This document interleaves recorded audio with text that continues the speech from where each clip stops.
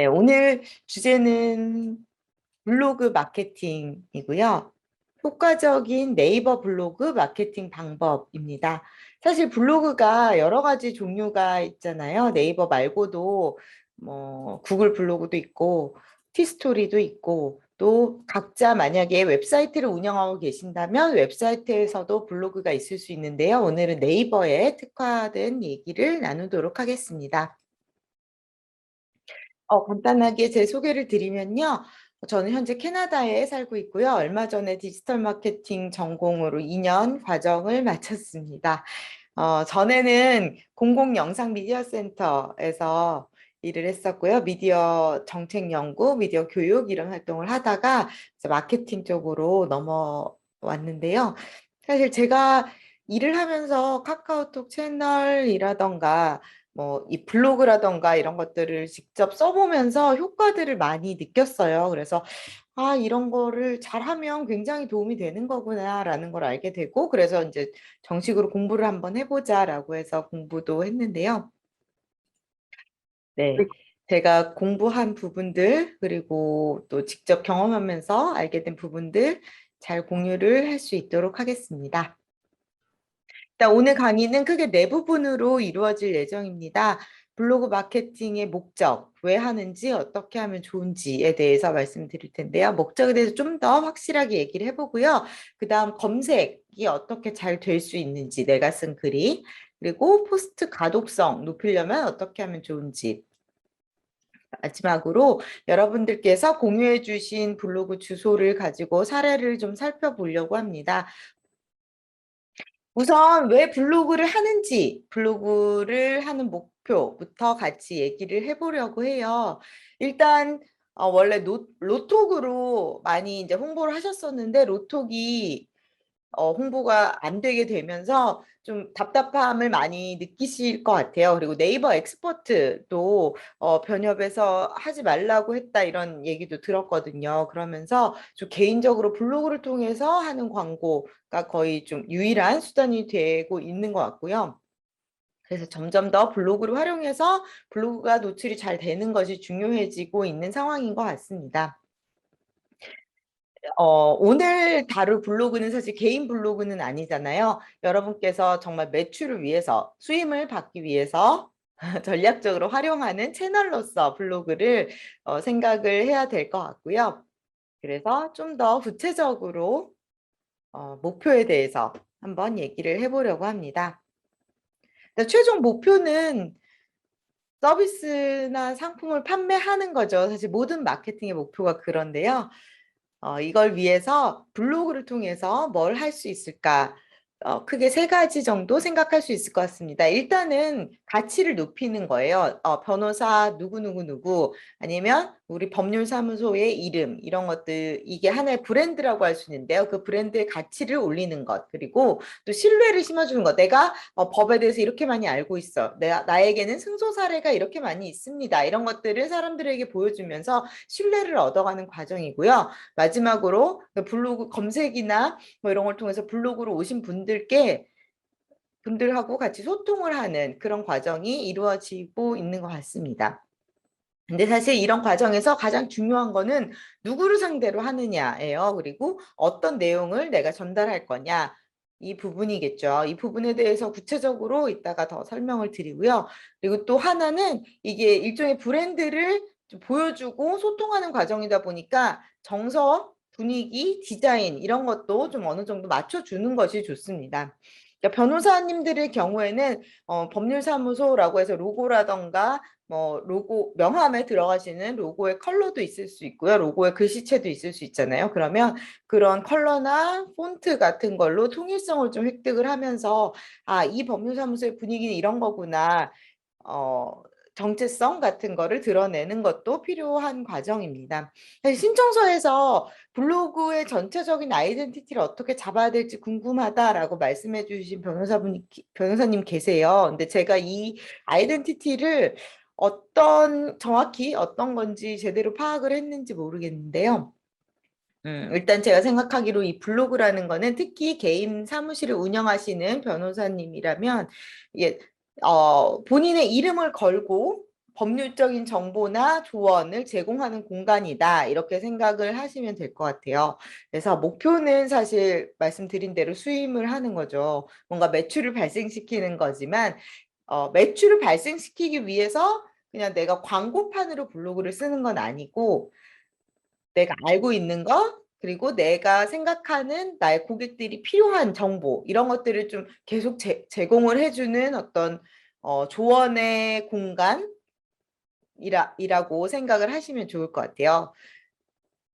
그래서 이 관련된 정보들을 이 정보가 필요로 하는 분들께 계속 이제 전문가의 입장에서 전달을 하시다 보면은 이 정보를 받으시는 분들은 이제 앞으로 미래의 고객들이 될 수 있다. 이렇게 생각을 하시면 좋고요. 이 과정에서 변호사님들 개인의 취향이나 말투나 이런 것들이 드러날 수밖에 없는 것 같아요. 어쨌든 개인 매체로 블로그를 활용을 하시다 보면. 근데 주의하셔야 될 거는 이게 어쨌든 다이어리는 아니라는 거. 분명히 대상이 있고 그 대상이 목적 의식적으로 선택된 나에게 매출을 발생시킬 수 있는 고객들이라는 걸 좀 염두에 두셨으면 좋겠고요. 그래서 어떤 변호사님들의 개인의 어떤 취향이나 그런 느낌들도 중요하지만 우리 사무실 혹은 변호사로서의 나라는 정체성이 가지고 있는 로고라던가 이 사무실 변호사로서의 나를 드러낼 수 있는 디자인이라던가 이런 것도 좀 신경을 쓰시면 좋겠다라는 생각이 듭니다. 사실 제일 중요한 거는 아까도 말씀드렸지만 어떤 사람들에게 얘기를 거냐의 문제예요. 블로그를 쓰실 때 이 블로그를 읽는 사람은 어떤 사람일까에 대해서 아주 구체적으로 판단을 하셔야 될 것 같습니다. 사실 뭐 변호사라고 해서 다 똑같은 영역을 하시는 거는 아니잖아요. 주요 송무 영역이 어떤 것인가에 따라서 타겟이 달라질 텐데요. 그리고 내가 생각하고 있는 타겟이 어떤 사람들인가에 따라서 접근 방법도 달라져야겠죠. 말투도 그렇고요. 폰트 사용도 그렇고요. 근데 중요한 거는 어떤 타겟, 내가 설정한 타겟에게 말하듯이 글을 쓰는 거. 그게 굉장히 중요합니다. 네, 매출을 발생시키는 블로그 어떻게 하면 좋을지 좀 더 구체적으로 얘기를 나눠보려고 하는데요. 우선 블로그에 이제 포스팅을 하시면요. 두 가지 중요한 갈래가 있다고 생각을 하시면 될 것 같아요. 첫 번째는 검색에서 상위에 노출되는 겁니다. 검색을 사람들이 어떤 그러니까 검색어를 쳐서 들어왔을 때 네이버 창에 먼저 뜨는 걸 클릭을 먼저 하잖아요. 그래서 검색에 잘 노출되는 것이 일단 첫 번째 목표라고 할 수 있습니다. 그러면 어떻게 하면 상위에 노출될 수 있냐? 그거는 두 가지 정도. 하나는 네이버가 어떤 걸 제일 먼저 검색 순위에 올려주느냐. 그 검색 로직을 이해한 다음에 그거를 이제 따라서 포스팅을 잘 하면 되는 거고요. 또 하나는 키워드. 사람들이 많이 쓰는 검색어를 잘 찾아서 그 검색어에 맞게 또 포스팅을 하면 되겠죠. 이 두 가지 부분을 오늘 말씀을 드릴 예정이고요. 또 두 번째는 사람들이 검색을 해서 들어와서 내 블로그에 들어오는 것까지는 잘 됐는데 블로그에 들어왔더니 글이 너무 어렵다거나 너무 보기가 힘들게 돼 있어. 그래서 금방 나가는 경우도 생길 수 있잖아요. 그러지 않고 내가 정성 들여 쓴 포스팅을 끝까지 다 읽은 다음에 내가 원하는 활동, 전화를 해주신다거나 상담을 요청해 주신다거나 이런 활동까지 연결시킬 수 있도록 포스트를 잘 써야 되는 거 그것도 굉장히 중요합니다. 유용하고 읽기 좋은 콘텐츠를 제공하는 거 가독성을 내가 쓴 콘텐츠의 가독성을 높이는 거 그게 두 번째 목표라고 할 수 있거든요. 이 두 가지에 대해서 오늘 말씀을 드릴게요. 이렇게 해서 사람들이 검색을 해서 눌러봤을 때 처음부터 끝까지 잘 읽을 수 있고 이런 포스트가 되면은 인지도가 일단 올라가는 거고요. 글을 통해서 신뢰를 형성할 수 있고 또 신뢰를 형성하다 보면 이분들이 뭔가 송사에 휘말렸을 때 변호사가 필요할 때 맞다 그분이 계셨지라고 고려 대상으로 인식을 하시고 그래서 수임을 하실 수 있는 이런 과정이 되겠죠. 아까 말씀드렸던 검색 엔진에서 어떻게 하면 내 블로그가 잘 노출이 될 수 있는지 그 부분에 대해서 좀 본격적으로 말씀을 드리도록 하겠습니다. 일단 블로그 지수라는 말 혹시 들어보셨는지 모르겠어요. 이 블로그 지수가 아주 공식적인 용어는 아닌데요. 다들 이 표현을 블로그 지수라는 표현을 씁니다. 이게 뭐냐면요. 블로그마다 일정한 점수가 있다고들 해요. 그래서 블로그의 건강성을 평가하는 일종의 점수라고 할 수 있는데요. 이 블로그 지수가 높은 블로그들은 어떤 글을 쓰든지 상위에 노출될 가능성이 굉장히 높습니다. 그리고 블로그에 이 한 번 또 점수가 올라가면 잘 떨어지지 않는 것 같아요. 그러니까 뭐 저품질 블로그거나 아주 명백하게 뭔가 어뷰징 행위가 발생했을 때를 제외하면은 잘 떨어지지는 않아서 이 블로그 지수를 높이는 게 사실은 굉장히 중요한 여러분의 과제라고 할 수 있습니다. 근데 사실 이게 그렇게 쉽게 올라가지가 않아요. 그래서 어떻게 하면 이 블로그 지수를 올릴 수 있는지 그 부분에 대해서 말씀을 드리려고 하는데요. 그 전에 한번 예를 하나 보여드릴게요. 혹시 아시는지 모르겠는데 안현주 변호사님이 어, 미국 변호사 시험 관련한 그 바프랩 과정을 하고 있고요. 제가 그거 마케팅을 같이 하고 있습니다. 근데 사람들이 미국 변호사 시험이라고 검색을 네이버에서 하면 어떤 결과를 보게 될까요? 보시면 일단 이 검색어를 미국 변호사 시험이라는 검색어를 쳤을 때 위에 나오는 건 파워링크예요. 이거는 해보신 분들도 계실지 모르겠는데 미국 변호사 시험이라는 검색어를 쳤을 때 내 블로그를 위에 먼저 띄우는 거죠. 띄우기 위해서 비용을 지출을 합니다. 그래서 일단 광고들이 이렇게 앞에 나오고요. 광고가 다 끝나고 나서 뷰 탭에서 이제 본격적으로 블로그 검색이 시작되는데요. 이 중에서 이 블로그가 제 블로그예요. 사실 제 블로그는 변호사 시험과 관련된 제 개인 블로그거든요. 변호사 시험과 관련된 얘기가 전혀 나오지 않는데 제가 글을 딱 하나를 올렸어요. 근데 어, 그것도 1월, 올해 1월에 올린 글인데요. 이게 두 번째, 뷰탭에서 두 번째 떠 있죠. 사실 이거는 물론 키워드를 잘 쓴 것도 있지만 그냥 제 블로그가 지수가 높기 때문에 이렇게 빨리 뜬 거거든요. 그 밑에 뭐 이런 신문 기사라던가 이런 것들 그리고 계속 이제 이 주제에 대해서 연재를 하고 계시는 분들이라던가 이런 분들보다 더 빨리 뜨는 거죠. 사실 제 블로그는 주제가 제가 지금 캐나다에 살고 있어서 캐나다에 관련된 주제가 주로 있는 블로그예요. 근데 딱 하나만 올려도 이렇게 상위에 노출될 수 있다. 이건 바로 블로그 지수의 힘이거든요. 어떻게 하면 그러면 이 블로그 지수를 올릴 수 있냐? 일단 제가 네 가지 정도로 정리를 해봤는데요. 첫 번째는 수준 높은 글. 근데 수준 높다는 게 내용이 막 엄청 수준이 높다 이런 게 아니고요. 정보가 많이 들어있는 글을 자주 올리는 게 중요합니다. 글 양도 어느 정도 돼야 되고요. 안에 들어있는 내용이 충분히 정보성으로 가치가 있는 글이어야 돼요. 그리고 두 번째는 이 블로그의 내용이 많은 곳에 인용이 되는 게 좋습니다. 사실 구글 같은 데서는 또 이거를 굉장히 중요하게 따지는데요. 백링크라고 부르거든요. 카페라던가 다른 사람의 블로그라던가 아니면 SNS, 적어도 SNS에라도 내 블로그의 어떤 주소가 자주 뭐 여기 한번 참고해 보세요라고 해서 누군가 내 블로그를 링크를 했다. 그러면 이 블로그가 되게 많은 사람들이 참고하고 좋은 정보가 담겼다고 여겨질 만큼 괜찮은 블로그구나라는 평가를 받을 수 있다는 거죠. 그리고 세 번째는 네이버는 네이버 자체 기능을 활용하는 거를 굉장히 좋아합니다. 그래서 네이버 기능들 중에 왜 뭐 글감이라던가 네이버 동영상이라던가 네이버에서 쓰는 링크라던가 이런 것들을 많이 활용을 하시는 게 지수를 높이는 데 도움이 됩니다. 그리고 마지막으로 사람들이 오래 머무는 거가 중요합니다. 체류 시간이라고 하는데요. 이 체류 시간을 늘리는 게 사실 블로그 지수를 높이는데 굉장히 중요하다고 늘 합니다. 물론 방문자 수, 페이지 뷰 수가 많으면 더 좋아요. 근데 방문자 수 같은 경우에는 약간 조작도 가능하고 그냥 블로그마다 이렇게 들어가서 뭐 안녕하세요 뭐 이렇게 댓글만 남기고 돌아다니는 사람들도 있거든요. 그래서 사실 조작이 되게 가능한 영역인데 체류 시간 같은 경우는 어쨌든 사람들이 글을 끝까지 읽어야 오래 머무는 거이기도 하고요. 조작도 힘들고 그래서 네이버에서 좀 더 이 블로그 지수를 판단할 때 높게 판단을 하는 요소라고들 합니다. 그래서 요 네 가지를 크게 잘 지키시면 블로그 지수가 점점 올라가기 마련이에요. 블로그 지수가 올라가다 보면 어떤 글을 쓰든지 상위 노출이 좀 더 쉽게 된다라는 말씀을 일단 드리고 싶습니다.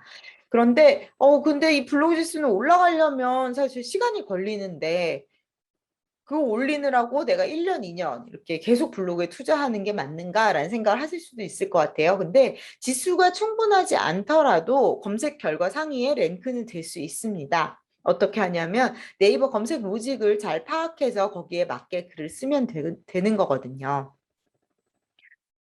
알고리즘이라고 요새 많이들 하잖아요. 유튜브를 봐도 그렇고.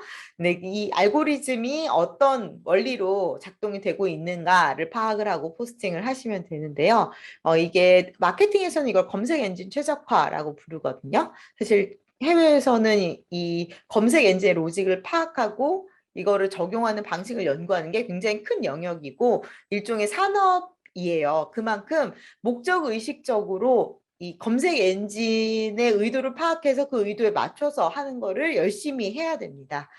사실 정확한 거는 없어요. 이 네이버나 구글이나 이런 검색 엔진들이 막 공식적으로 자기의 로직을 다 이렇게 막 밝히는 건 아니거든요. 그런데 경험에 의해서 아니면 밝혀진 공식적으로 발표된 몇몇 정보들을 활용해서 최대한 거기에 맞추려고 노력을 하고 시행착오들을 통해서 뭐가 제일 맞는 건지를 연구하는 사람들이 분명히 있습니다. 그래서 내가 블로그를 쓰는데 이렇게까지 해야 돼? 라고 생각하실 수 있지만 그렇게까지 하셔야 됩니다. 그리고 상위에 노출되는 분들은 다 그렇게 해서 노출이 되는 거예요. 어떻게 하면 되는지 좀 더 구체적으로 말씀을 드릴게요.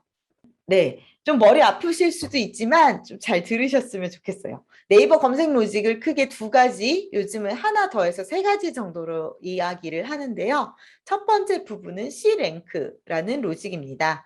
이거는 조금 오래된 로직인데요. 네이버에서 블로그의 신뢰도를 평가를 하는 알고리즘이다라고 생각을 하시면 될 것 같아요. 이 C라는 게 세 가지 C를 통해서 평가를 하겠다라고 하는데요. 일단 첫 번째는 컨텍스트, 그러니까 이 맥락에 대해서 판단을 하는 거예요. 이 블로그가 주제별 관심사의 집중도가 얼마나 높은지에 대해서 판단을 합니다. 그러니까 맥락이 있는 글을 쓰고 있냐는 거죠. 이 얘기는 하나의 주제를 가지고 계속 글을 썼을 때 더 높은 평가를 받는 기준이 됩니다. 그리고 두 번째는 컨텐츠. 생산되는 정보의 품질이 얼마나 좋은지. 아까도 말씀드렸다시피 정보성 글, 내용이 많이 꽉꽉 들어차 있고 그게 남들에게 도움이 되는 글에 대해서 평가를 하고요. 마지막 C는 체인인데요. 얼마나 잘 연결이 되고 연쇄 반응을 일으키고 있는지. 그래서 아까 말씀드렸던 사람들이 내 블로그를 인용하고 링크를 걸어주고 이 사람 걸 타고 다시 저 사람한테 넘어가고 이런 연쇄 반응에 대해서 평가를 합니다. 그래서 요 세 가지 요소에 대해서 평가를 해서 해당 블로그가 얼마나 믿을 수 있고 인기 있는 블로그인지 이 크리에이터의 신뢰도, 인기도를 평가하겠다라고 하는 게 이 C랭크라는 로직입니다. 근데 이렇게 그러니까 컨텍스트, 컨텐츠, 체인 이거를 평가를 하다 보면 결과가 어떻게 나왔냐면요. 오랫동안 한 주제에 대해서 글을 쓴 블로그가 굉장히 높은 점수를 받게 됐어요. 근데 여기서 이제 약간의 한계가 발생을 했는데요. 오랫동안 글을 안 쓴 신생 블로그인데 내용이 정말 좋고 사람들이 좋아하는 블로그가 점수를 많이 못 받게 되는 문제가 발생을 하더라고요. 그래서 네이버에서 새롭게 도입한 게 다이아 랭킹이라는 로직입니다. 이 다이아 랭킹은요. C랭크 이전에 했었던 로직에 비해서 오랫동안 했던 게 그렇게 중요하지는 않아졌어요. 그 대신에 이 사람들이 어떤 걸 더 선호하는지를 약간 AI까지 도입을 해서 검색 사용자에게 도움이 되는 어떤 자신의 의견이나 후기를 넣은 경우 좀 더 많이 노출을 해주는 그런 경향이 발생을 했습니다. 여기 써 있는 대로 사용자들이 선호하는 문서에 대해서 점수를 반영을 하기 시작했는데요. 요거는 주로 AI 기술이 많이 도입이 된 거예요. 그리고 좀 더 구글하고 비슷하게 로직이 많이 바뀌고 있습니다. 기준은 문서의 주제 적합도, 경험 정보가 들어가 있는지, 그리고 정보가 얼마나 충실한지, 문서의 의도라던가 뭐 상대적인 어뷰징 척도, 이 어뷰징은 뒤에 가서 좀 더 말씀드릴게요. 그리고 독창성, 그리고 적시성. 이 적시성이라는 건요, 시점이 중요하게 됐어요. C랭크 같은 경우에는 하나의 주제에 대한 글을 많이 쓴 사람을 점수를 더 많이 줬지만, 이거 같은 경우에는 뭐랄까요? 딱 그 시의성 있는 글을 쓴 경우에 점수를 좀 더 많이 받게 됐습니다. 문서가 쓰여진 날짜라던가 사람들이 많이 검색을 할 때 그 검색에 해당되는 걸 딱 노출을 해줬을 때, 그럴 때 점수를 더 많이 받게 되는 거죠. 그래서 이 다이아 랭킹이 도입되면서 오래되지 않은 블로그도 상위 랭크가 가능해졌고요. 그렇지만 대체적으로 보다 보면 C랭크가 높은 사람들이 다이아 랭크도 높게 받는다는 사실을 알게 됐죠. 그래서 이 C랭크와 다이아 랭크 동시에 존재하는 거기 때문에 이 C랭크의 로직을 잘 지키면서 또 다이아에서 요구하는 적시성이라던가 사람들의 의도에 맞는 어떤 내용들을 담아내는 거, 그런 것도 중요해지게 됐습니다. C랭크에 대해서 좀 더 설명을 드리자면, 지금 보시고 계시는 항목들은 네이버에서 공식적으로 언급한 항목이에요. 이게 조금 오래되긴 했어요. 2018년에 나온 항목이긴 한데요. 그래도 공식적으로 얘기를 한 거니까 좀 자세히 보셨으면 좋겠습니다. 일단 블로그 콜렉션이라는 거는요, 기본적인 거예요. 문서의 제목, 본문, 이미지, 링크 등 내용에 대해서 파악을 하겠다라는 거고요. 네이버 DB 같은 경우 아까 말씀드렸죠. 네이버는 자기의 기능을 쓰는 걸 좋아한다고. 자신의 그 네이버 블로그가 가지고 있는 DB들을 활용해서 글을 쓰는 경우에 좀 더 점수를 높게 주겠다라는 거고요. 서치 로그는 검색을 많이 하는 내용에 대해서 쓰는 사람, 혹은 검색을 했을 때 결과적으로 사람들이 많이 눌러본 그 내용을 토대로 인기도를 계산을 하겠다라는 거고요. 체인 스코어 같은 경우에는 아까 말씀드렸듯이 사람들이 나를 언급하거나 링크를 걸었을 때, 특히 웹문서 사이트, 뉴스 등 다른 출처에서의 관심 정도라고 얘기했는데요.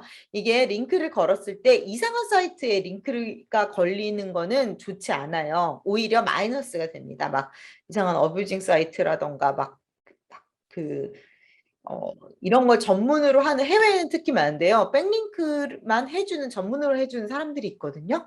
근데 그런 사이트 같은 경우에 대부분 되게 안 좋은 사이트일 수 있어요. 스팸 사이트 같은 경우에 링크가 걸리면 오히려 마이너스가 되는데, 또 공식 웹사이트라던가 뉴스, 미디어 사이트 이런 데 걸리면 플러스가 됩니다. 그래서 이런 데 많이 좀 수준 높은 웹사이트들의 링크가 걸렸을 땐 점수를 더 주겠다라는 거고요.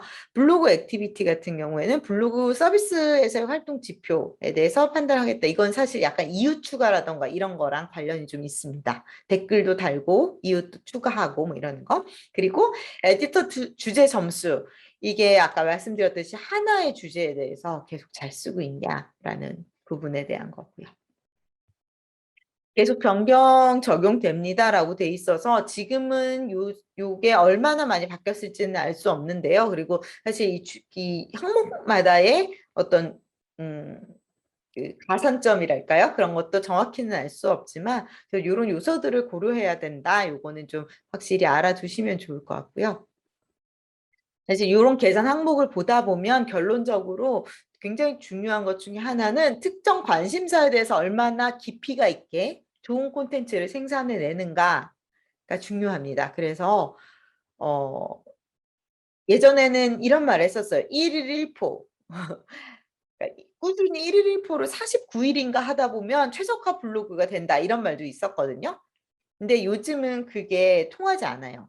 물론 자주 쓰는 게 굉장히 중요하긴 하지만 그거보다 더 중요한 거는 내 주제에 대해서 글을 쓰는 거예요. 그러니까 드라마 리뷰도 하고 오늘 어디 놀러 간 것도 하고 맛집 포스팅도 하고 그러다가 법률에 대해서 얘기하는 건 전혀 좋지 않습니다. 주제에 벗어나기 때문에 여기서 블로그가 생각하는 이 블로그 에디터 주제 점수 이런 거에서 다 마이너스가 될 수밖에 없어요. 그 대신 이 변호사 업무에 대한 거, 법률 정보에 대한 거를 빡빡하게 담아낸 포스트를 약간 띄엄띄엄 하더라도 올리시는 것이 검색 노출에 있어서는 더 도움이 된다라는 게 이 시랭크 항목을 통해서 알 수 있는 부분인 것 같습니다.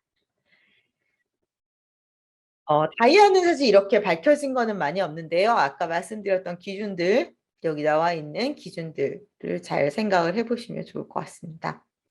최근에는 다이아 플러스라고 해서 다이아 랭킹은 좀 더 업그레이드한 버전을 내놨는데요. 네, 다이아 플러스는 좀 더 AI를 많이 적용을 한다고 해요. 그래서 사람들의 의도, 검색어를 입력하는 사람들의 의도를 더 많이 평가하겠다라고 합니다. 그게 이제 AI를 통해서 이 검색하는 사람의 의도를 좀 더 평가를 하게 되나 봐요. 그래서 이를테면 오늘의 날씨 라는 걸 검색을 한다라고 했을 때 오늘의 날씨라는 검색어를 넣은 사람이 비가 오는지 안 오는지를 판단해서 우산을 들고 갈지를 결정하기 위해서 그 검색어를 넣었는지 아니면 이 날씨에 어울리는 패션이 뭔가를 판단하기 위해서 검색어를 넣었는지 이런 거를 개별적으로 그 개인의 어떤 뭐 검색 기록이라던가 이런 거를 통해서 혹은 지금 이 순간에 사람들이 많이 찾는 지금 이 순간에 오늘의 날씨를 넣은 검색어를 넣은 사람들이 패션에 대해서 더 많이 클릭했다 그러면 아 사람들의 의도는 패션이구나라고 해서 패션에 관련된 블로그를 더 상위에 노출해주고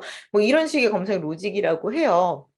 요거까지 저희가 어떻게 건드릴 수는 없지만 어쨌든 사람들이 어떤 검색어를 넣었을 때 거기서 무엇을 보고 싶은지 그거에 대해서 좀 더 많이 고민을 하시면 좋을 것 같습니다.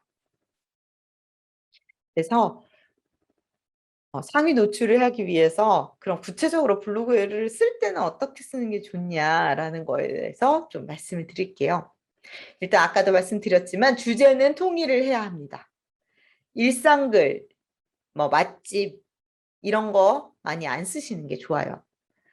이 블로그가 네이버가 보기에 이 블로그가 법률에 대한 블로그구나, 법률 서비스에 대한 블로그구나라고 판단을 하면 그냥 그 주제에 대해서 쭉 써주시는 게 좋습니다.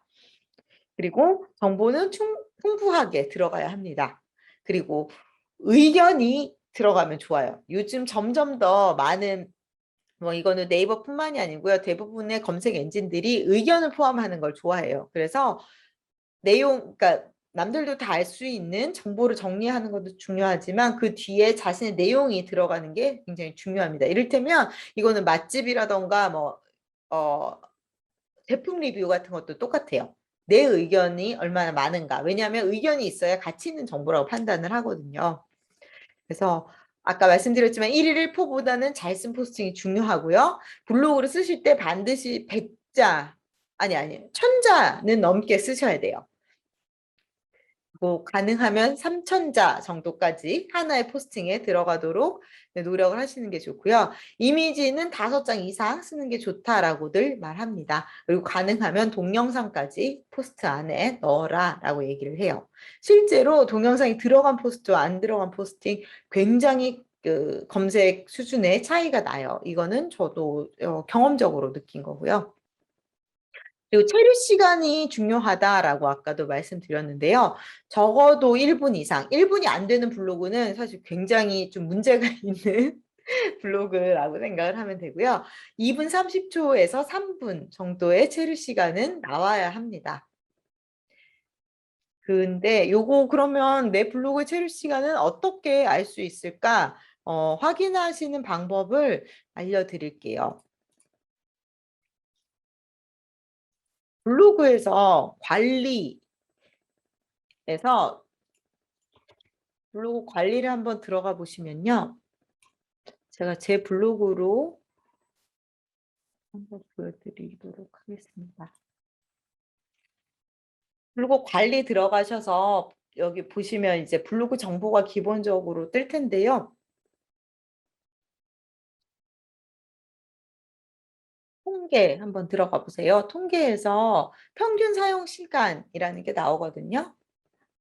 이 평균 사용 시간은 사람들이 내 블로그에 들어와서 얼마나 머물렀는지에 대한 시간입니다. 일간으로도 볼 수 있고요. 저는 5분 53초죠. 주간으로도 볼 수 있고요. 지난주에는 4분 몇 초, 월간 같은 경우에 이렇게 보실 수 있어요. 그래서 사람들이 내 블로그에 들어와서 대체로 얼마나 머무는지를 판단을 하실 수 있습니다. 그리고 밑에 보시면 블로그 평균 데이터 라는 항목이 있는데요. 요거 한 번도 안 들어가 보신 분들도 많이 계실 것 같아요. 이게 전체적으로 이 블로그, 그러니까 네이버에서 네이버 블로그 전체의 어떤 상황을 판단을 하고 그중에서 나의 위치는 어디인가를 알려주는 건데요. 보시면 요게 상위 그룹 평균, 이 상위 그룹은 상위 5만 개의 블로그의 평균 데이터가 이쪽이고요. 나는 근데 여기 있다라는 걸 알려주는 이런 척도입니다. 보시면 사실 제 블로그 조회수, 방문횟수, 순방문자 지수는 상위 평균에는 좀 못 미치는 상황이에요. 근데 게시글 평균 사용 시간, 이거는 꽤 높죠. 상위 그룹 평균보다도 훨씬 높은 276초가 저의 블로그 게시글의 평균 사용 시간입니다. 276초면 4분 조금 넘는 그런 정도죠. 그래서 여러분도 여기 들어와 보시면 사람들이 내 블로그에 몇 초나 일반적으로 머무르는지, 몇 분이나 머무르는지 판단을 할 수 있으세요.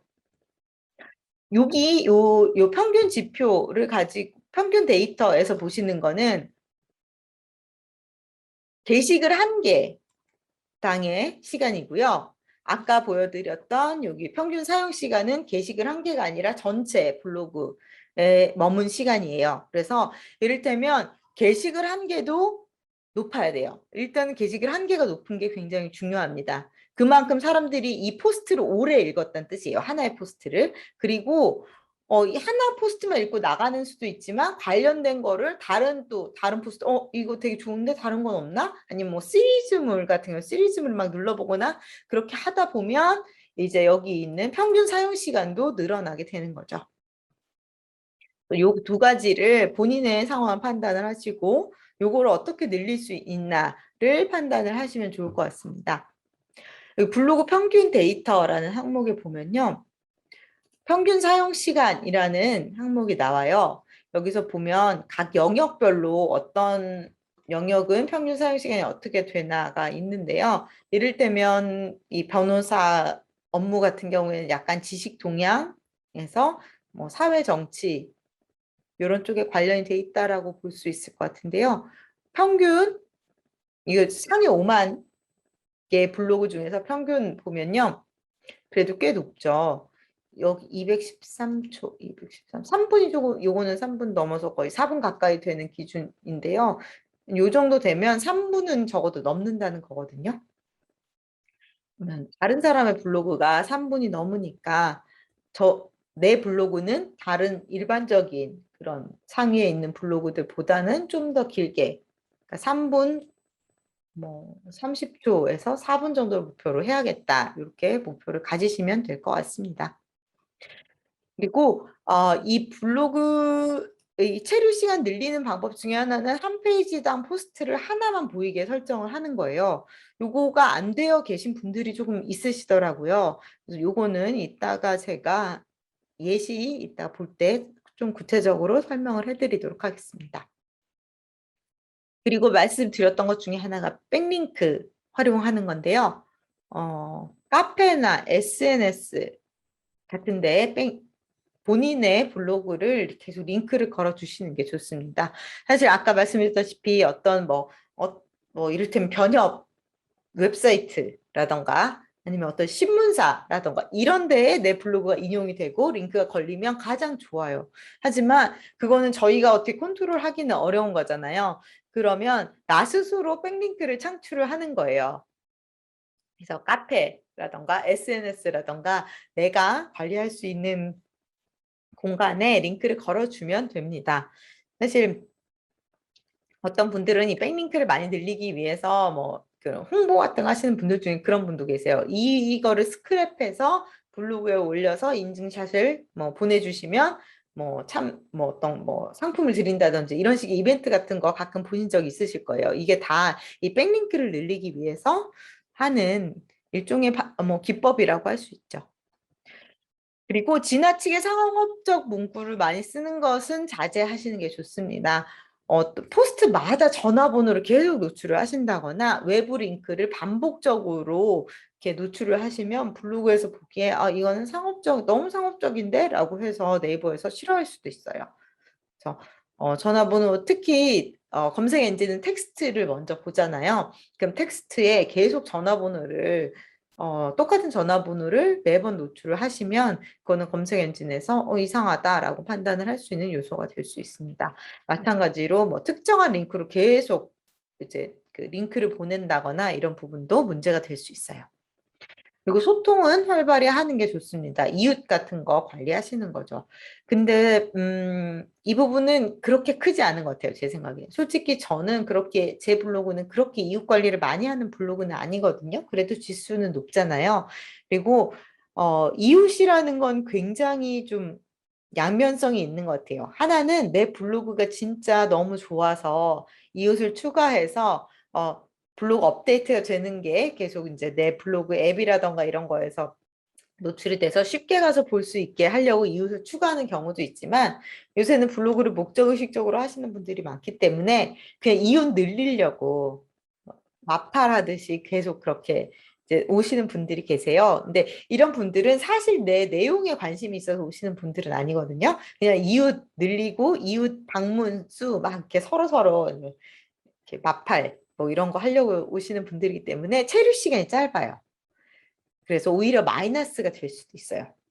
그래서 제 입장은 뭐 이건 인스타도 그렇고 네이버 블로그도 그렇고 마찬가지지만 그냥 이웃 숫자가 많이 늘어나는 것보다는 내 글에 관심이 있어서 온 사람들이 많은 게 오히려 더 좋다라고 생각을 하는 편입니다. 네이버 자체 기능을 활용하는 거 이게 굉장히 중요한 요인이다라고 말씀을 드렸는데요. 구체적으로 자체 기능이 어떤 건지 한번 보여드리도록 할게요. 네이버에서 글을 쓰시다 보면요.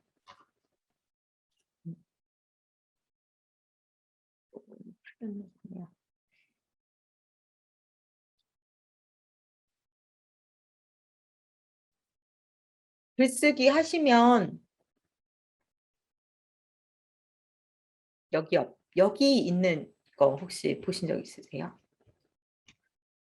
내 모먼트, 글감, 라이브러리, 템플릿 이런 요소들이 있어요. 근데 요거를 한 번도 안 보신 분들도 계실 것 같은데요. 일단 글감 같은 경우에는 사진 같은 걸 이 블로그 저작권 관계없이 쓸 수 있는 사진 같은 걸 제공을 합니다. 그래서 내가 만약에 뭐 이혼 관련한 글을 쓰겠다. 그러면 이혼 이렇게 한번 쳐보시면 있을지 모르겠네요. 이혼이.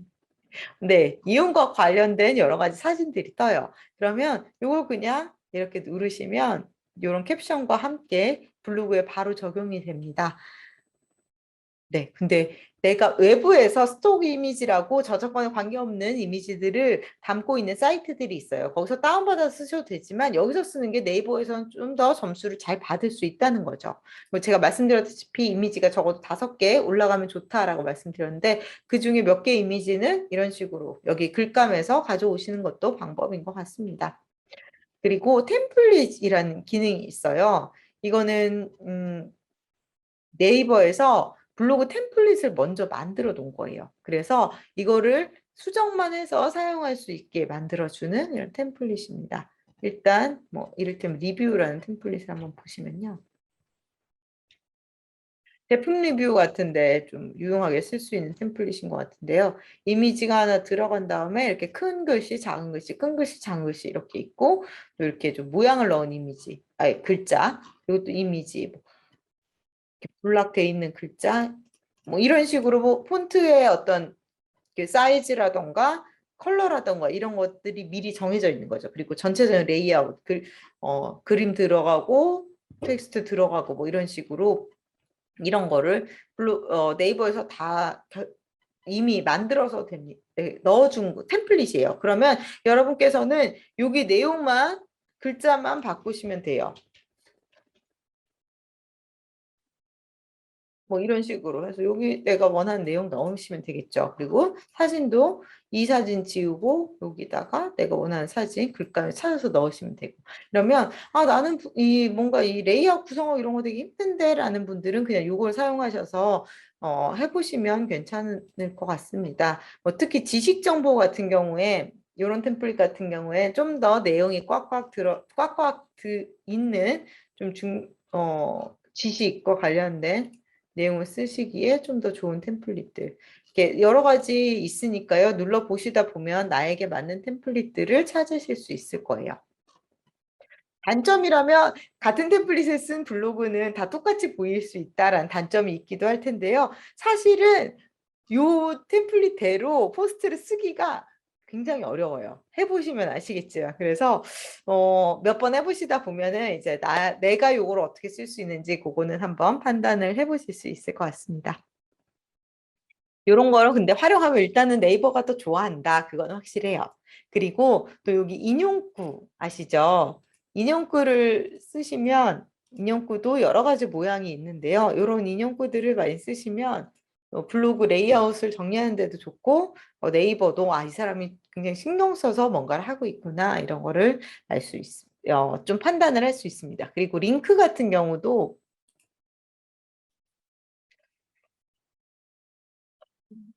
이거 상위에 노출되고 있는 제 블로그 글 한번 볼게요. 사실 뭐 그렇게 대단한 내용은 아니에요. 근데 일단 길죠. 글자가 많죠. 일단 글자가 많은 게 중요하다. 그리고 이런 식으로 이렇게 두꺼운 글자로 강조를 하고 싶은 거는 강조를 했고요. 뭐 소제목 같은 것도 없고 사실 이미지 하나밖에 안 넣었어요. 근데 이 이미지는 어디서 갖고 온 이미지가 아니라 제가 만든 이미지거든요. 만든 이미지의 경우에 갖고 온 이미지보다는 좀 더 점수를 잘 받을 수 있습니다. 만든 이미지 하나 넣고 그리고 링크. 링크 같은 경우도 여기 링크 기능을 이용하는 방법이 있는데요. 여기서 링크 기능을 이용해서 넣으시면 이렇게 이미지, 썸네일 이미지, 링크 주소 이렇게 같이 들어가는 이런 모양의 링크를 만들 수 있어요. 그리고 또 그냥 글에다 링크를 걸 수도 있잖아요. 글에다 링크를 거는 건 여기 이거를 활용해서 거는 거죠. 근데 이것보다는 이 링크를 쓰실 경우에 네이버에서 좀 더 좋아할 수 있어요. 마찬가지로 장소라던가 구분선이라던가 이런 걸 넣으면 일정 뭐 표 이런 것도 여기 있는 네이버 기능을 사용하면 네이버가 더 좋아한다라는 거고요. 근데 스티커도 많이 쓰시는 분들 계시죠. 근데 저는 사실 스티커가 많은 블로그 별로 좋아하지 않아요. 좀 너무 가볍고 비전문적으로 제 느낌은 그렇거든요. 근데 마땅한 이미지를 찾을 수 없을 때, 환기가 필요할 때, 이럴 때 스티커를 쓰시는 분들이 계시는데요. 사실 변호사 블로그엔 별로 어울리지 않는다라고 생각을 하고요. 이 스티커를 쓰시는 것보다는 그냥 적절한 이미지를 찾아서 넣으시는 게 더 좋지 않을까라는 생각이 듭니다. 근데 막 블로그들 보시다 보면 스티커 엄청 많이 들어있는 블로그 있잖아요. 환기나 뭐 어떤 재미를 위해서이기도 하지만 어쨌든 여기 네이버 요소를 쓴다는 의미도 있기 때문에 많이 쓰는 것도 있거든요. 네, 그래서 이렇게 글 쓰실 때 이런 네이버 요소들 많이 활용하시는 거 생각을 해보시면 좋을 것 같습니다. 어, 제가 뭐 하나 보여드리면요.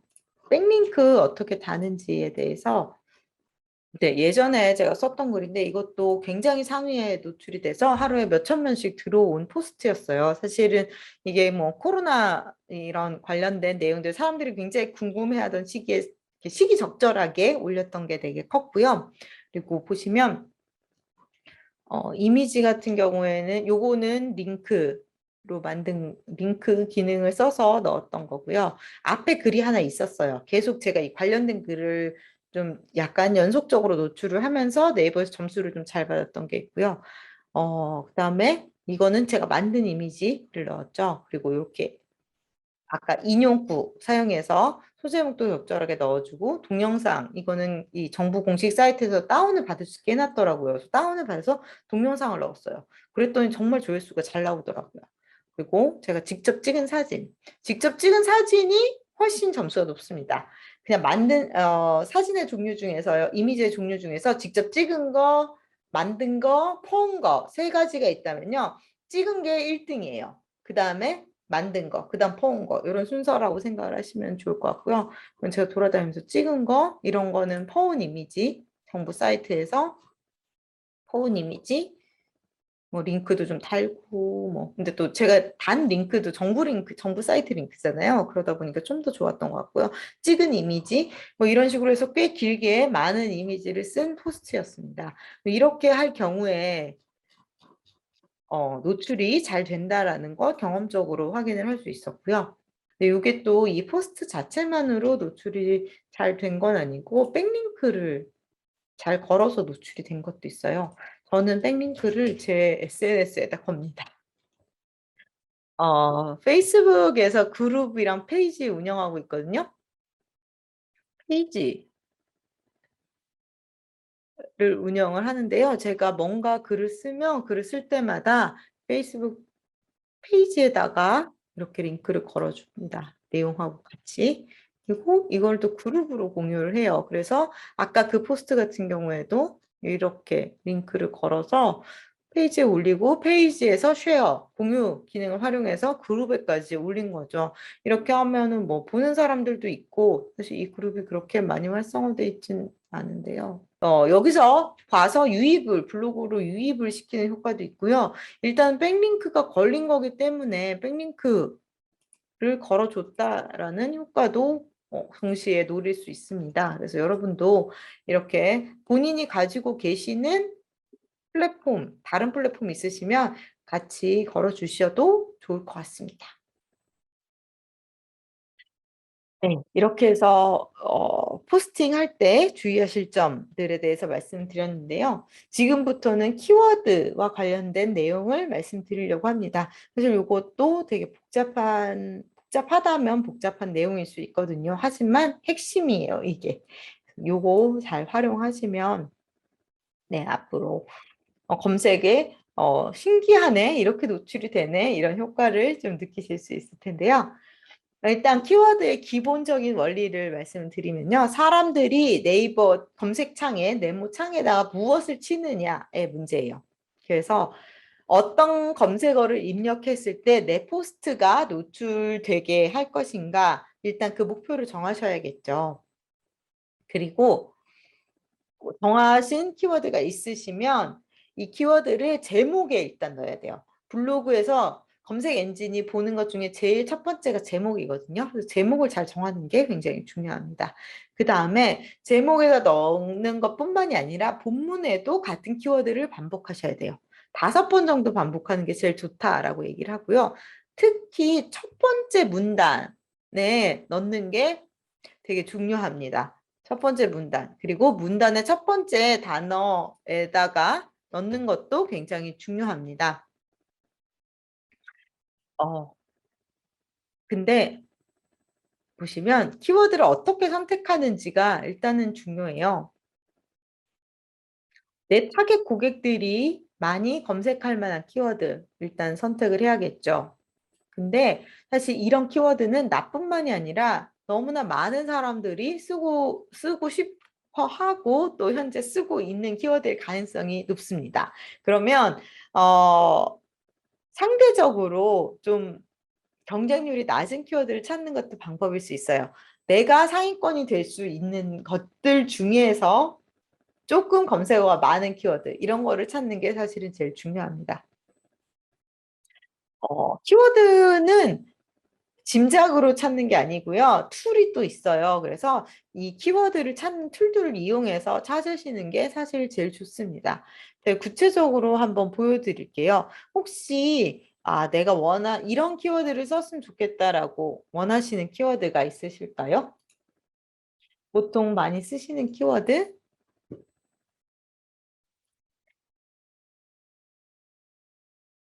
하나만 채팅창으로 말씀해 주시면 제가 그 키워드를 가지고 어떻게 찾는지 네, 한번 보여드리려고 하거든요.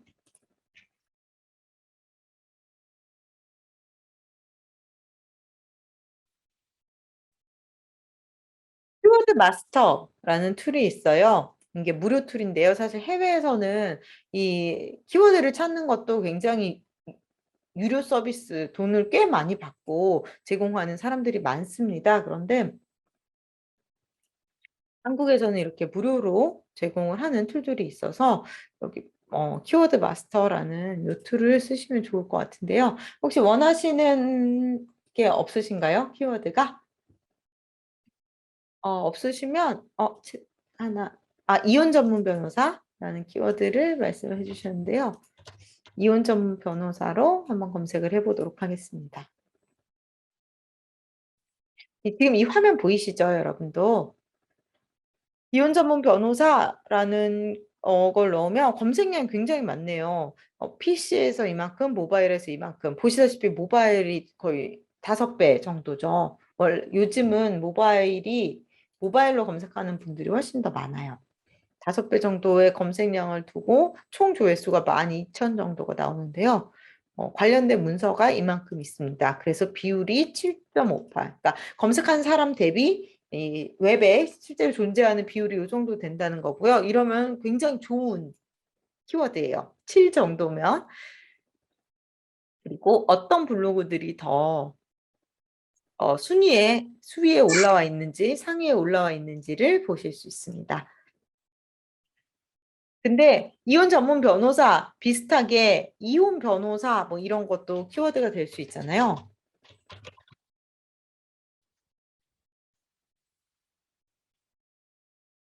이런 이혼 변호사라는 검색어 같은 경우는 어떻게 될까? 그러면 비율 보이시죠? 차이. 이혼 전문 변호사는 7배 정도밖에 문서가 없는데 이혼 변호사는 이렇게 비율이 높아요. 그러면 두 개 중에 어떤 검색어를 쓰는 게 좋을까? 조회수도 사실 이혼 전문 변호사라는 말이 많고 근데 문서는 이혼 변호사가 훨씬 많아요. 이러면 당연히 이혼 전문 변호사라는 검색어를 쓰는 게 더 맞겠죠. 이런 식으로 한 끗 차잖아요. 이혼 변호사 뭐 누구누구 이렇게 제목을 쓸지 이혼 전문 변호사 누구누구 이렇게 제목을 쓸지 요거 한 끗 차이가 이렇게 큰 차이를 불러온다라는 걸 생각을 하시면 좋을 것 같습니다. 이혼 변호사 상담 비용 여기 관련 키워드에 보시면 이렇게 관련된 키워드들을 요출을 해주거든요. 이혼 변호사 상담 비용 보시면 검색하는 사람이 엄청 없어요. 이게 더 좋은 검색어일 것 같잖아요. 근데 검색하는 사람이 이렇게 없는 경우에는 사실 의미가 없죠. 왜냐하면 비율이 460 막 이렇게 되니까요. 어, 인천 이혼 변호사라는 검색어를 말씀하셨던 분이 계세요. 저희 신청서 넣어주신 분들 중에 그러면 인천 이혼 변호사라는 검색어는 네, 뭐 그냥 이혼 전문 변호사보다는 비율이 면에서 조금 불리하긴 하지만 이혼 변호사나 상담 비용보다는 비율이 좀 높죠. 근데 이렇게 지역을 한정시키면요 조회수가 당연히 낮을 수밖에 없어요. 그렇죠? 하지만 원하는 타겟들이 이렇게 1,000단위 조회하시는 이분들은 다 인천에 사시는 분들이겠죠. 그러니까 내가 원하는 타겟들에게 조금 더 다가갈 수 있는 방법은 될 수 있습니다. 그럼 이런 여기서 상위에 노출되는 블로그들은 어떤 블로그들인지 한번 간단하게 보고 갈게요. 여기 클릭하시면 바로 이렇게 넘어가실 수 있는데요. 네. 저도 컨설팅 하면서도 되게 많이 봤던 블로그네요. 어, 법무법인 테헤란. 네, 이 분들은 여러 개를 운영하시는 것 같더라고요, 블로그를. 일단 보시면, 네, 이렇게 간단한 타이틀을 가지고 계시고요. 이런 거는 위젯으로 따로 넣을 수 있거든요. 따로 넣은 위젯이에요. 그리고 인천 이혼 소송 변호사 피고 대응 입장에서 아까 인천 이혼 변호사가 저희 키워드였거든요. 근데 이렇게 제목의 앞부분에 키워드가 일단 포함되게 했고요. 이 블로그는 지수가 일단 높은 블로그에서 상위에 노출된 것도 있고, 일단 글자가 꽤 많죠. 제가 말씀드렸던 1,000자 이상 쓴 거고요. 사진도 보시면 직접 찍은 사진.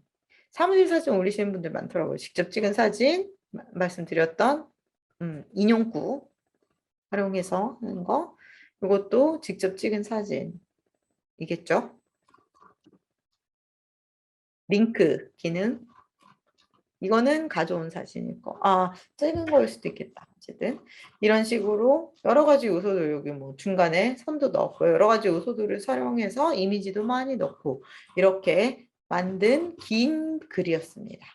이런 글들이 상위에 노출되고 보시다시피 지도 기능, 동영상까지 이런 글들이 상위에 노출되는구나 확인을 하시면 될 것 같아요.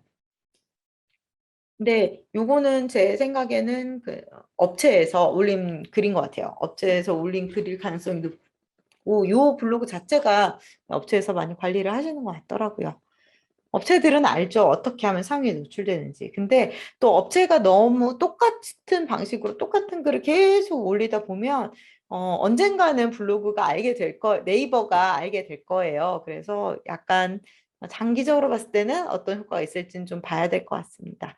요거 하나만 더 볼게요. 요거 같은 경우에도 인천 이혼 전문 변호사. 요게 제목의 제일 앞에 요 글자가 있다라는 거 보시면 될 것 같고요.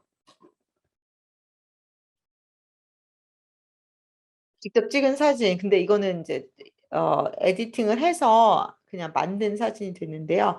이거 뭐 내용 많이 넣고 굉장히 많이 넣었고요. 이 이미지들 많이 넣고 글자도 근데 많아요. 이게 한 줄로 이렇게 돼 있어서 그렇지. 뭐 이런 식으로 네 올리는 게 많다. 근데 이거는 근데 업체로부터 원고료를 받아 작성한 블로그 체험단 이런 블로그였네요.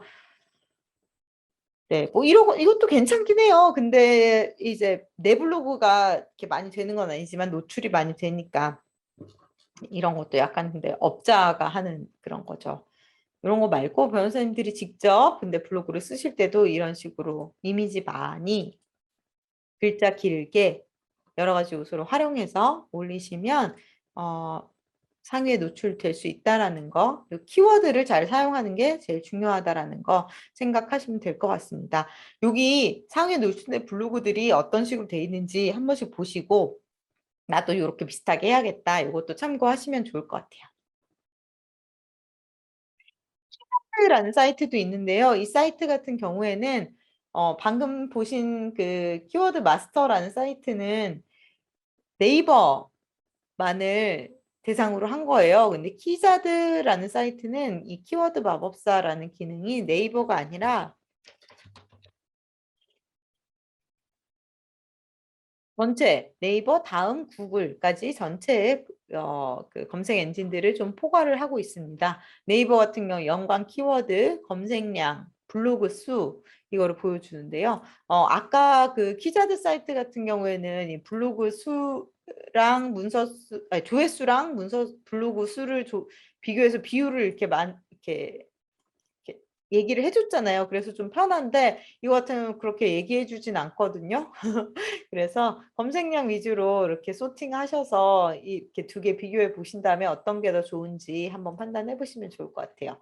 그리고 마찬가지로 다음이나 구글도 검색이 되니까 요즘은 구글이 네이버보다 검색량이 더 많을 경우도 있거든요. 그래서 구글 쪽도 좀 신경을 쓰시면 좋을 것 같습니다. 매번 포스트를 쓸 때마다 그러면 이걸 가서 봐야 되는 거야? 어떻게 그렇게 해? 라고 생각하실 수도 있지만 그렇게 하셔야 돼요. 그렇게 하시는 게 좋아요. 네. 말도 안 된다라고 생각하실 수도 있지만 다들 그렇게 하면서 쓰고 있습니다. 그리고 한 가지 더 말씀드리고 싶은 건 같은 키워드를 반복해서 쓰시는 건 별로 좋지 않습니다. 그거는 내 블로그 안에서의 경쟁이 일어날 수밖에 없어요. 무슨 말씀이냐 하면요. 내가 이혼 전문 변호사라는 키워드를 쓴다라고 하는데 모든 포스트에 다 이혼 전문 변호사라고 쓰잖아요. 그러면 이혼 전문 변호사라고 쓴 내 블로그 포스트가 한 10개가 있다라고 하면 이 10개가 다 상위에 노출되진 않겠죠, 당연히. 그러면은 네이버가 다 내 블로그로 도배될 건데 네이버는 그렇게 해주지 않습니다. 그 중에서 하나 그리고 그 연관된 거 2개 정도만 같이 노출을 시켜줘요. 그러니까 일단 상위에 한번 노출이 되셨으면 그 검색어는 더 이상 쓰지 않으시는 게 좋아요. 내 블로그 아니면 내 이미 상위에 노출돼 있는 내 포스트를 밀어내고 그 포스트가 올라가는 뭐 그런 아까운 상황이 발생할 수 있습니다. 예를 보여드리면요. 아까 미국 변호사 시험 검색했을 때 요거 보이시죠? 이렇게 미국 변호사 시험이라고 관련된 포스트를 이분이 몇 개나 쓰셨을까요? 엄청나게 많이 썼어요. 근데 그중에 하나만 이 위에 노출이 되고요. 요거랑 요거 연관된 포스트로 이렇게 2개 정도만 이렇게 노출이 됩니다. 요 밑에도 마찬가지. 하나, 그리고 연관된 거 2개. 요렇게만 노출이 되거든요. 그러니까 같은 내용으로 3개 이상 글을 쓰는 거는 굉장히 낭비겠죠. 근데 일단 상위에 노출이 한번 됐으면 이제 그 글은 버리시는 게 좋은데요. 만약에 어떤 글이 상위에 노출이 안 됐다 그러면 다시 시도해 보시는 거는 괜찮을 수도 있어요. 상위에 노출 그 글이 내 그 지수가 충분하지 않거나 아니면 뭔가 안에서 뭔가가 잘못돼서 상위에 노출이 안 됐을 수 있으니까 다시 시도해 보시는 건 괜찮지만 여전히 너무 많이 시도를 하시는 거는 낭비다라는 말씀 드리고 싶습니다.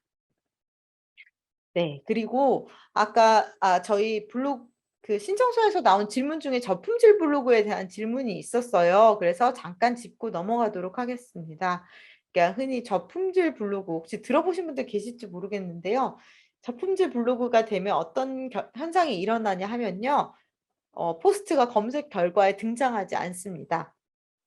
키워드를 쳤을 때 검색 순위에 나오지 않을 뿐만 아니라 그냥 제목을 통으로 검색창에 갖다 붙여도 안 나타날 때가 있어요. 검색 누락이라고 하는데요. 이런 경우에는 블로그에서 네이버에서 의도적으로 내 블로그를 아예 띄워주지 않는 거거든요. 이게 어느 날 갑자기 이런 일이 일어나요.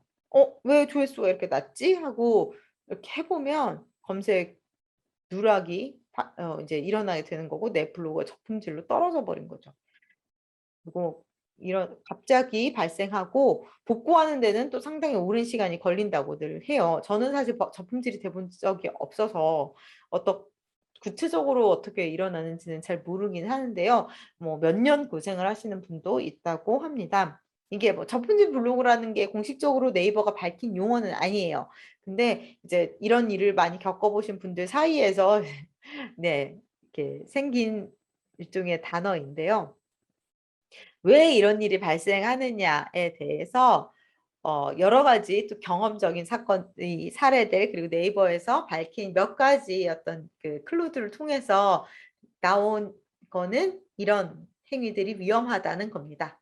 일단 첫 번째로 의도적으로 방문자 수나 이웃 숫자를 비정상적으로 늘리는 행위에 대해서 어뷰징 행위다라고 판단을 해요, 네이버가.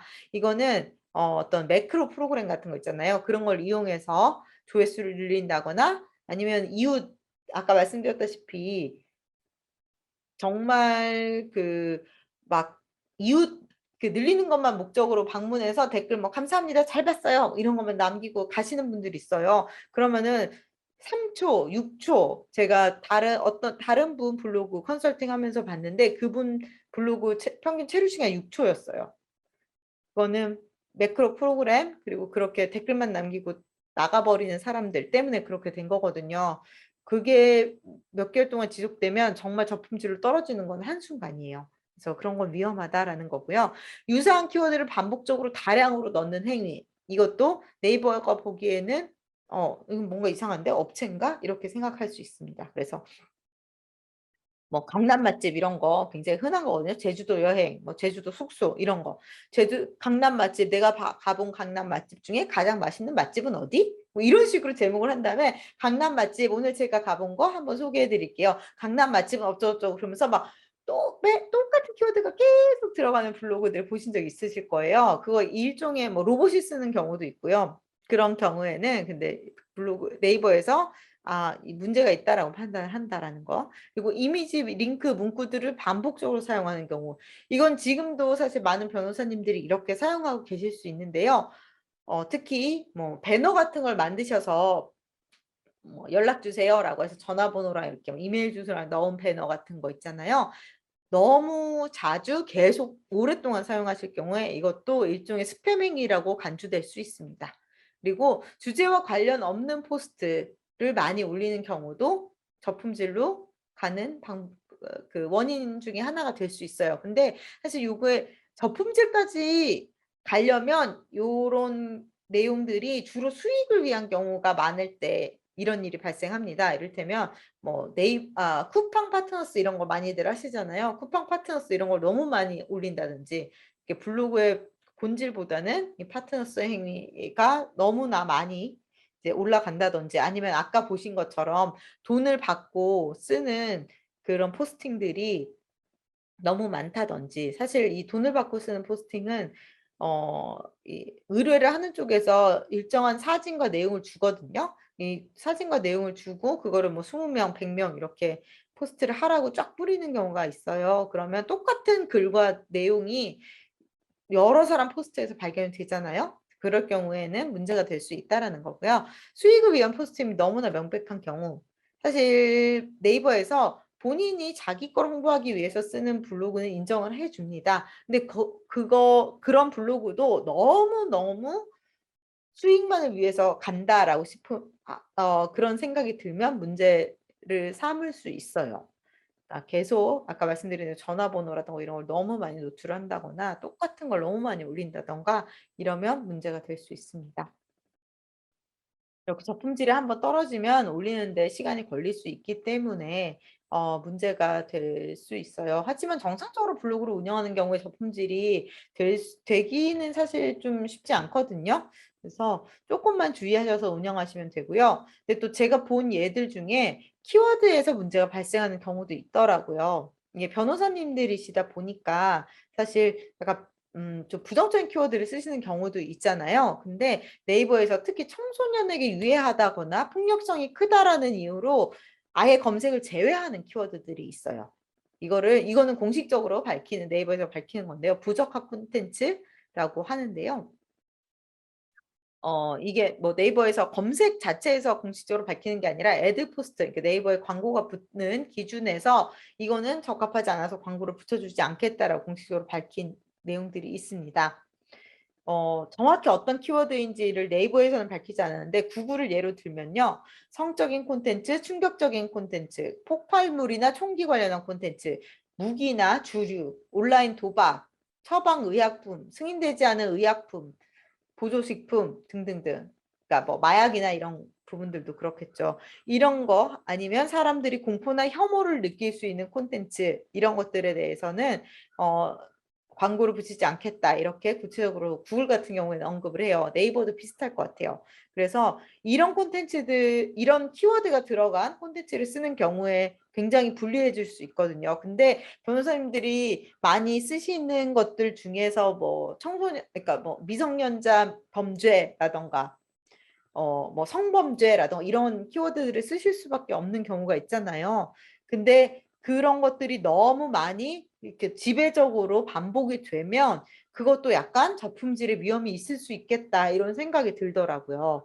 그런 검색어 쓰실 때 조금 주의를 하시면 좋을 것 같아요. 그러니까 예를 들면 사실 구글 같은 경우에는 좀 부정적인 콘텐츠들을 많이 굉장히 민감하게 보거든요. 그래서 코로나, 코비드 19 이런 표현을 쓰는 것 자체를 굉장히 좋아하지 않아서 노출 안 시켜주더라고요. 그래서 왜 유튜브 같은 거 보시다 보면은 코로나라는 발음을 하지 않고 코시국이라던가 뭐 지금 시국 이런 식으로 말하는 경우 보신 적이 있으실 거예요. 그게 왜냐하면 코로나라고 하는 발음이 유튜브에서 로직 뭐죠? 이 알고리즘에서 굉장히 불리해진다는 걸 알기 때문에 유튜버들이 그런 식으로 얘기하는 거거든요. 그만큼 좀 주의를 해야 된다라는 거. 그거 좀 한번 생각해 보시면 좋을 것 같고요. 혹시 내 블로그가 검색 누락이 됐을까 걱정이 되시는 경우에는 두 가지 정도 방법이 있습니다. 하나는 네이버 검색창에 블로그 제목 전체를 복사해서 넣어보세요. 그래도 안 나온다. 그럼 검색 누락이 된 거예요.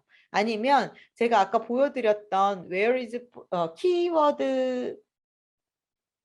키워드 마스터 사이트. 사실 이 사이트가 Where is Post라는 데서 운영을 하는 건데요. 여기에 블로그 주소 넣으면 블로그 검색 노출 누락이 되는 걸 확인해주는 그런 사이트거든요. 요거를 활용을 하시는 것도 괜찮을 것 같습니다.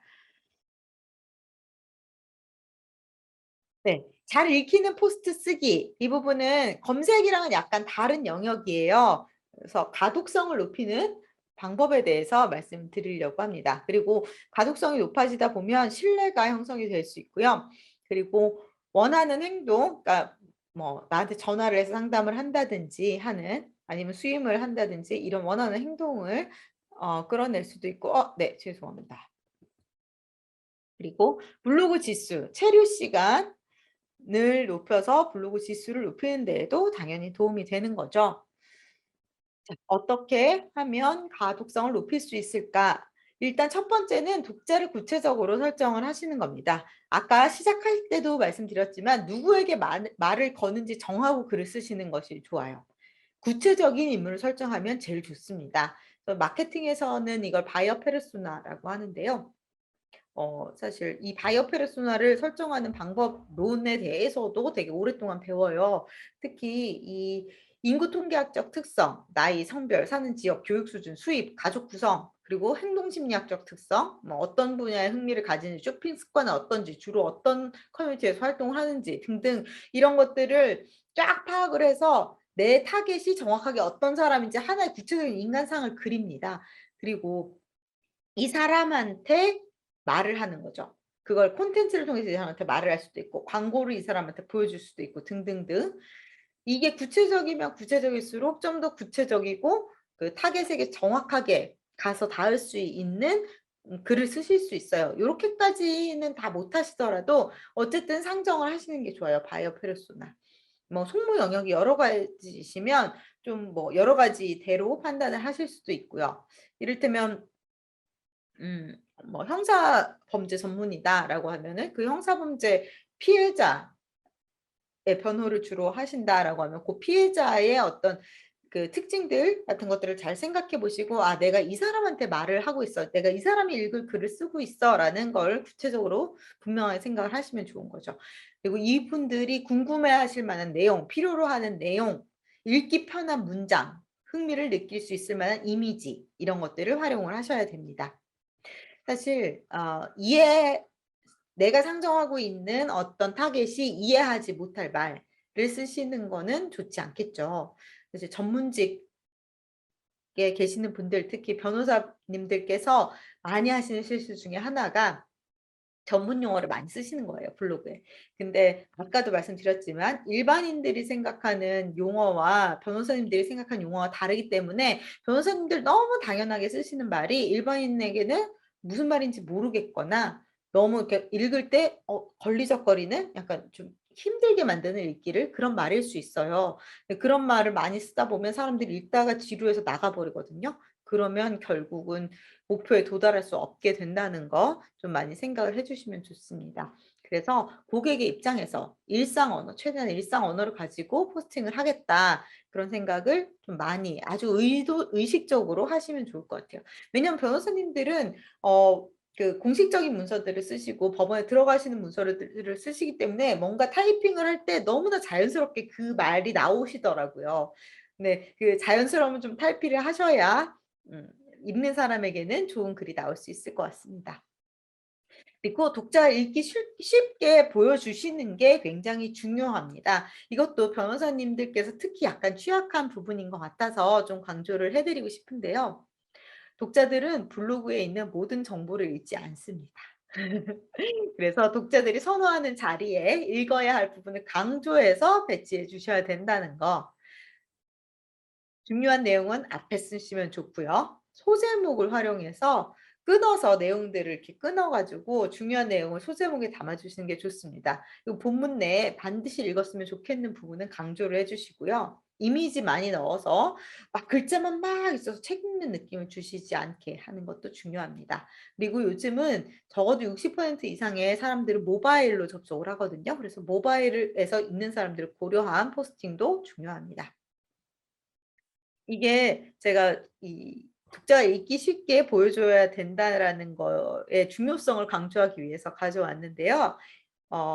2000년대 초반에 닐슨에서 했던 연구예요. 아이 트래킹 리서치. 예. 사람들이 딱 이제 컴퓨터 화면을 봤을 때 눈이 어디로 가는지 그거를 인제 파악하는 리서치를 한 거예요. 이 빨간 부분이 눈이 많이 간 부분이고요. 하얀 이렇게 이 아예 열이 감지되지 않은 부분은 아예 눈이 안 갔다는 뜻이거든요. 그래서 보면은 이걸 F실 패턴이라고 결론적으로 말했는데요. 보시면 여기 앞부분 기사의 제일 앞부분에 눈이 많이 갔죠. 그리고 다음 문단의 앞부분도 눈이 많이 갔지만 중간은 아무도 안 봤어요. 그리고 또 밑에 소제목 뭐 제목 들어가 나서 요 밑에 또 많이 보고 또 요 밑에는 안 봐요. 이런 식으로 F자를 그리면서 사람들은 보게 된다라는 말이거든요.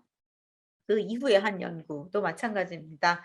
제목 있는데 좀 보고 여기 앞부분 문장의 시작 부분만 좀 열심히 보고요. 이 뒤에는 아무도 안 봤어요. 진짜로 사람들은 이래요. 블로그 어떤 이거 기사잖아요. 블로그나 기사를 볼 때 전체를 다 읽지 않는다는 거 명심을 하셔야 됩니다. 최근에 한 연구, 이건 2010년대에 한 연구였는데요. 마찬가지죠. 시작하고 앞에 한 두세 줄 열심히 읽어요. 그다음에 이 문단의 뒷부분을 읽지 않습니다. 다음 문단 들어와서 또 다음 문단 좀 많이 읽었네요. 그리고 띄엄띄엄 읽다가 그 다음 문단 들어가서 또 열심히 읽고 말아요. 그래서 두 갈씩으로 쓰는 게 일단 중요해요. 모든 글은 최대한 두 갈씩으로, 그리고 문단 최대한 많이 끊어주고 끊어준 문단에서도 앞부분에 중요한 말을 넣는 거. 사람들이 읽는 패턴을 고려하셔야 된다라는 겁니다. 그리고 문장은 깔끔하고 단순하게 쓰시는 게 중요합니다. 특히 요즘은 글을 많이 안 읽잖아요. 변호사님들이 읽는 것만큼 그렇게 많은 문장을, 길게 된 문장을 읽는 사람들이 많지 않아요. 그리고 온라인에 또 워낙 익숙해져 있기 때문에 어 성의 있게 독자들이 글을 읽지 않는다는 거. 그래서 최대한 쉽게 글을 써야 된다는 거를 명심을 해 주시면 좋을 것 같습니다.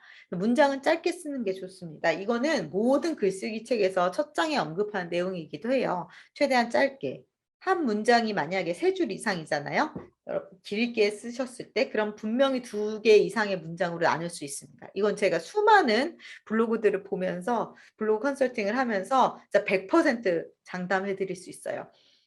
내 문장이 세 줄 이상이다. 그럼 두 개 이상의 문장으로 나누세요. 그리고 하나의 문장에는 하나의 내용만 넣어 주세요. 문단 나누기를 잘 하는 게 굉장히 중요하고요. 부사와 접속사를 최대한 자제하시는 게 좋습니다. 글의 구성이 괜찮다면 접속사가 없어도 흐름이 다 이해가 되거든요. 근데 뭐뭐뭐 하는 뭐뭐뭐 하자, 뭐 누구는 A는 또 이렇게 이렇게 했으며 그래서 이렇게 이렇게 됐다. 이건 문장도 길고 접속사도 쓸데없이 남발됐어요. 뭐뭐 했다. A는 어떻게 어떻게 했다. 결과적으로 어떻게 어떻게 됐다. 이렇게 세 개의 문장으로 나눠도 충분히 사람들은 다 이해합니다. 그리고 부사가 많으면 그냥 글이 지저분해지고 집중력이 방해될 수밖에 없거든요. 그래서 네, 문장 짧게 부사 접속사 최대한 자제하자. 그리고 문단을 잘 나눠줘라. 그리고 아까도 말씀드렸지만 전문 용어는 최대한 자제해서 써주시면 좋을 것 같습니다. 네, 이렇게 간단하게 알아봤는데요. 제가 아까 예시로 보여드린 포스트들도 그렇고, 그 키워드, 키자드나 뭐 키워드 마스터에서 보시면서 사람들이 많이 보는 포스트들은 어떤 식으로 레이아웃을 구성을 하고 있는지 그런 것도 잘 보시면 좋을 것 같아요. 사실 레이아웃도 굉장히 중요한 요소 중에 하나입니다. 이미지 많이 쓰고 적절하게 문단 나누고 줄바꿈 잘 해주시고 소제목 잘 달아주시면 그게 사람들이 오래 머물 수 있는 블로그, 그리고 끝까지 다 읽고 나에게 수임을 신청할 수 있는 블로그가 되는 거죠. 그래서 구체적으로는 변호사님들의 블로그를 직접 보면서 한번 말씀을 나눠 볼게요. 블로그를 홈페이지형 타이틀이라고 저희가 부르는데요. 이런 식으로 타이틀을 별도로 디자인을 해서 넣으셨더라고요. 그리고 여기 보이시죠? 요게 메뉴로 바로 링크가 되는 주소예요. 요거를 누르면 수사 및 재판 이야기라는 메뉴로 바로 넘어가고요. 원래 블로그에서 이렇게 메뉴가 이렇게 밖에 나와 있지 않잖아요. 근데 이런 거를 이제 홈페이지로 바로 연결이 되거나 뭐 이런 식으로 블로그로 구성을 하셨더라고요. 그래서 요렇게 돼 있으면 딱 들어왔을 때 느낌이 되게 신뢰감을 줄 수 있는, 일단 이게 개인 블로그라거나 이런 게 아니구나. 좀 신뢰감을 줄 수 있고요. 요렇게 자기가 원하는 곳으로 사람들을 이끌 수 있죠. 왜냐하면 블로그 같은 경우에는 이렇게 순서대로 보이거나 그렇기 때문에 내가 사람들이 요거를 많이 눌렀으면 좋겠는데, 요 메뉴를 많이 봤으면 좋겠는데, 요 메뉴로 유도하는 방법이 딱히 있지 않아요. 근데 이런 디자인을 통해서 이렇게 유도를 하신 경우입니다. 내용이 되게 좋았어요. 제가 보기에는 내용이 되게 좋고, 특히 이런 뭐 비영리 스타트업을 위한 법률 강의라던가, 어, 활동이나 이런 Q&A 같은 거를 운영을 하시면서 내용이 되게 좋더라고요. 그리고 목록도 보면은 제 생각에 괜찮은 그 검색어들인 것 같아요. 물론 지금 공익법인이라는 검색어가 요 포스트, 공익법인이 반복되고 있고요. 계속 공익법인이 이러면 키워드로 들어갈 것 같은데, 네. 뭐 어쩔 수 없죠, 근데 내용이 그러니까. 그리고 사단법인 뭐 이런 거. 근데 사단법인 설립 같은 키워드로 요거를 쓸 수 있다거나 뭐 그런 식으로 공익법인 세무 뭐 이런 식으로 키워드를 쓴다거나 어쨌든 내용들이 다 굉장히 길고 구체적인 네, 정보를 담고 있어서 저는 되게 좋다고 생각을 합니다. 그리고 요건 인용으로 쓰신 인용 기능을 쓰셨고요. 또 중요한 부분에 밑줄을 그어주시고 볼드로 하셔서 강조도 잘 해주신 것 같고요. 이런 식으로 소제목도 잘 나온 것 같아요. 이게 소제목을 이렇게 뽑으시는 분들 계세요. 이따가 예를 볼 텐데 뭐 1. 사건의 개요. 2. 뭐 진행 상황. 3. 결어라는 표현을 정말 많이 쓰시더라고요. 일반인들은 절대 안 쓰는 표현이거든요. 그런 식으로 하면 소제목을 아까 F 쉐입에서 보셨잖아요. 사람들이 소제목을 읽어요. 문장의 이 문단의 첫 번째 줄 소제목부터 해서 요 부분을 많이 읽는데 그게 그냥 결어잖아요. 없는 거랑 똑같아요. 무슨 말씀인지 알겠죠? 사건의 개요. 그게 저희가 문서를 쓸 때나 어떤 보고서를 쓸 때는 의미가 있는 소제목이지만 그냥 사건의 개요라는 것만 읽고 사람들이 이 내용 하나도 안 읽고 넘어갈 가능성이 높다는 거. 그래서 사건의 개요라고 쓰지 마시고 이렇게 내용을 써주시는 게 중요합니다. 제목으로. 그래서 포스팅은 되게 잘 하신 것 같아요. 제가 생각하기에. 링크도 쓰셨고. 근데 또 좀 더 좋게 가려면 일단 디자인 부분에서 약간의 아쉬움이 있고 이미지를 좀 더 쓰시면 좋을 것 같다. 요런 거 이미지 되게 좋아요. 이미지 자체가 이쁘다기보다는 내용을 요약해서 이미지화해서 넣어주신 거잖아요. 그런 건 되게 좋은데 이것도 사실은 조금 아쉽긴 하죠. 아마 PPT로 만드신 것 같아요. 네, 요거는 이렇게 그냥 문서에 있는 거 복사해서 붙이신 것 같은데 이런 것도 약간 카드 뉴스 같이 보기 편하게 만들어 주셨으면 더 좋았을 것 같고 이미지를 좀 더 쓰시거나 동영상을 넣으셨으면 좀 더 좋았을 것 같습니다. 어쨌든 전반적으로 포스트는 되게 좋다. 어, 그리고 여기 일상과 단상이라는 카테고리가 있으세요. 근데 제가 말씀드렸다시피 하나의 주제만 가지고 열심히 하는 블로그를 더 좋아하기 때문에 네이버가 요 부분이 많아지면 별로 좋지 않은 결과가 나올 수 있습니다. 그래서 요거는 약간 좀 고민을 해보시면 좋겠다라는 생각이 들고요.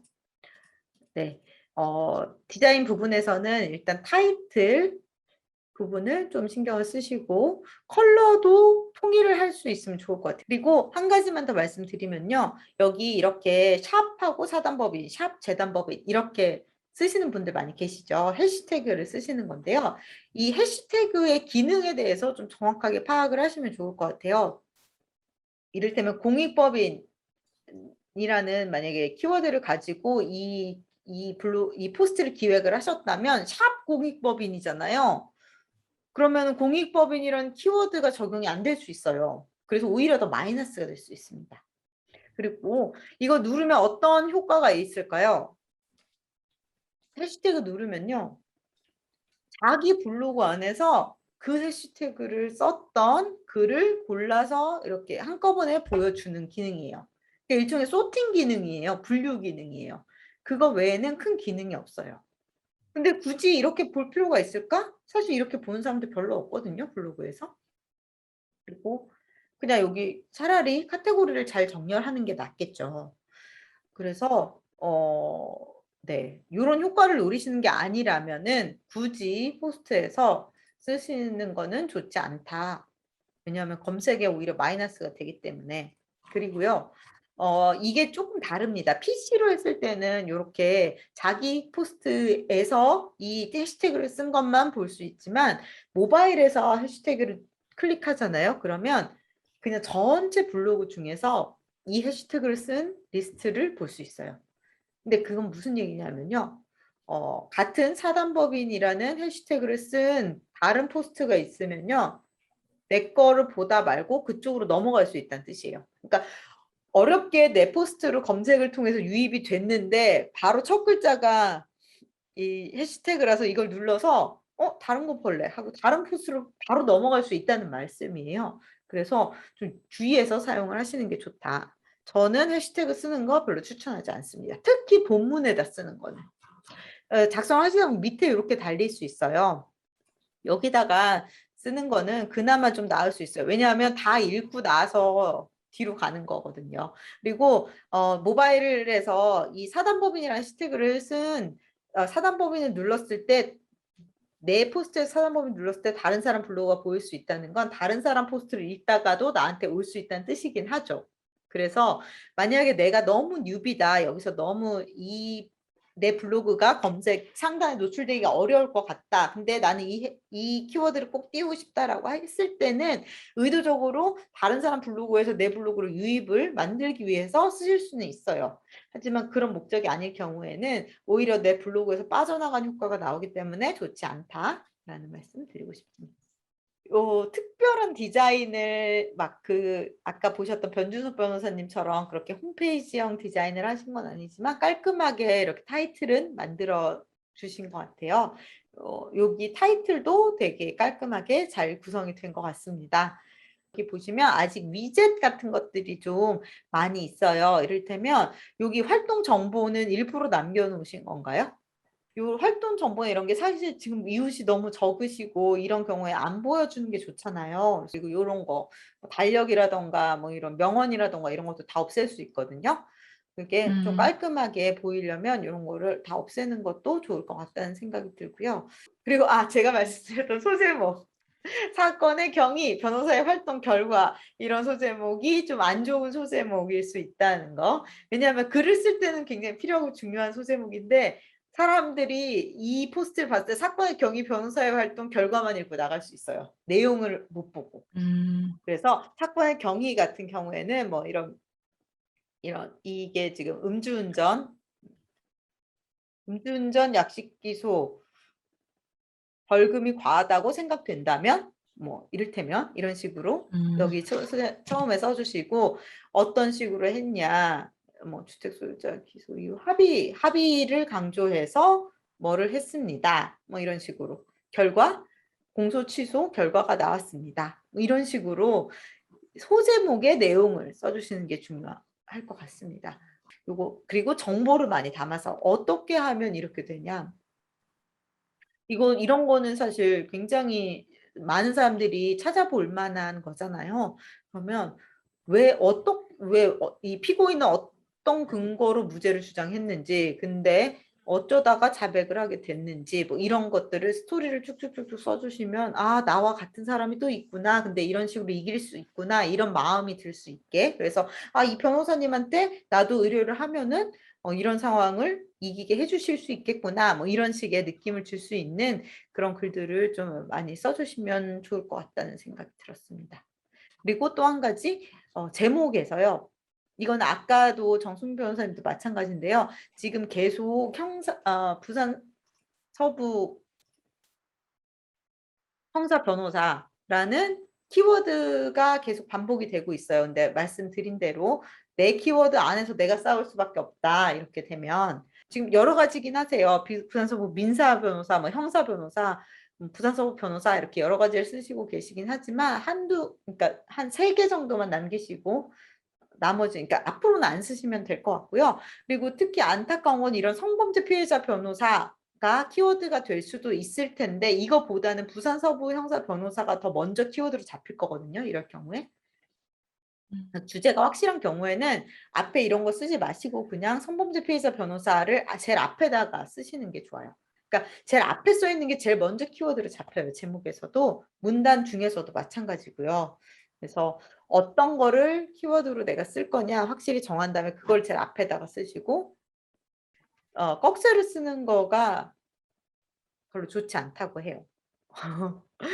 꺽쇠 너무 저도 너무 쓰고 싶거든요. 항상 뭔가 분류를 하고 싶은데 꺽쇠를 쓰면 검색 엔진에서 약간 이 특수문자 같은 걸 잘 못 알아본대요. 그래서 너무 특수문자가 많이 들어갈 경우에 막 이렇게 스팸 같은 느낌을 줄 수도 있다고 하더라고요. 그래서 꺽쇠를 쓰는 것도 다른 변호사님들도 모두 주의를 하시면 좋을 것 같습니다. 네. 얼마 안 된 그 1 년이 되긴 했지만 어쨌든 글이 지금 많이 없으신 블로그라서 지금부터 그냥 잘 신경 써서 하시면 좋을 것 같아요. 기존에 있는 거를 고치시지는 마시고요. 앞으로 이제 쓰실 때 그런 식으로 키워드 잡는 거라든가 문서의 양이라든가 이런 거를 좀 신경을 쓰시면 좋을 것 같습니다. 네. 제가 해 드릴 수 있는 서비스에 대해서 말씀드리고 끝내도록 하겠습니다. 블로그 아까 보셨던 그 홈페이지형 블로그 디자인이라고 하는 거 있잖아요. 메뉴가 나오는 이런 디자인, 그러니까 클릭해서 메뉴로 넘어갈 수 있는 그런 홈페이지처럼 블로그를 만들 수 있는 디자인 같은 거 하고 블로그 세팅, 위젯이나 이런 거 빼고 뭐 이러는 부분 그런 거를 해드릴 수 있고요. 사실 어려운 건 아니거든요, 이거는. 예, 네, 시간이 너무 지금 많이 흘러서 지금 못 보여드렸는데 어쨌든 이런 거 등등등을 해드리는 서비스가 있고요. 그다음에 컨설팅 같은 경우에는 지금 쓰고 계시는 블로그 현황 분석하고 적절한 키워드 같은 거 찾아서 제안해드리고 포스팅 작성 이렇게 해주시면 좋겠다. 라는 거 관련해서 교육 그리고 블로그 관리 이후에 작성하시는 포스트들에 대해서는 좀 정기적으로 관리를 받으시는 것도 가능합니다. 사실 오늘 제가 말씀드린 거랑 그다음에 좀 괜찮다 싶은 블로그들을 보고 벤치마킹을 해서 금방 적용하실 수 있는 변호사님들이면 그냥 직접 하시면 돼요. 오늘 제가 말씀드린 거를 다 이제 적용을 하셔서. 근데 금방 되시는 분이 있으신가 하면 좀 더 설명이 필요하신 분들도 계시고 약간은 터치를 해야 되는 경우도 있더라고요. 그래서 그런 부분에서는 컨설팅 받아보시면 좋을 것 같습니다. 그리고 블로그 이외에 다양한 마케팅 전략, 뭐 구글 노출이라든지 인스타그램이라든지 등등에 대해서 전체적인 마케팅 그 전략을 좀 갖고 싶다. 이런 경우에 컨설팅도 가능하고요. 또 이런 거 말고 그냥 좀 하나의 이미지라던가 썸네일이나 카드 뉴스나 뭐 이런 거 그냥 제작, 한 건 제작이라던가 아니면 썸네일이나 카드 뉴스나 이렇게 좀 꾸준하게 만들 수 있는 템플릿을 원한다. 캔바라는 툴이 있어요. 이미지 제작 툴. 이런 걸 활용해서 하는 거를 좀 일단 템플릿 포맷 하나 만들고 어떻게 이거를 변형해서 쓸 수 있는지 배우고 싶다. 이러실 경우에도 네, 어, 네, 제가 해드릴 수 있습니다. 오랜 시간 얘기하다 보니까 말이 막 꼬이는데요. 어쨌든 그래서 이런 서비스들이 혹시 추가로 더 필요하신 경우에는 저한테 연락을 주시면 네, 제가 비용이나 일정이나 이런 거 같이 논의할 수 있을 것 같아요. 카카오톡 채널 혹시 쓰고 싶으시면 카카오톡 채널도 네, 세팅해 드릴 수 있고요. 이거는 저한테 채널로 연락을 해 주시면 될 것 같습니다. 네, 여기 보시면 카카오톡 채널 주소가 있는데요. 디지털 마케터 진이라고 검색을 하시면 되고요. 아니면 이메일 보내주셔도 되고요. 그리고 제 블로그, 유튜브, 뭐 페이스북 페이지, 인스타그램 다 있거든요. 네, 유용하신 정보들이 있을 수 있을 것 같아요. 그래서 한 번씩 오셔서 보셔도 좋을 것 같습니다.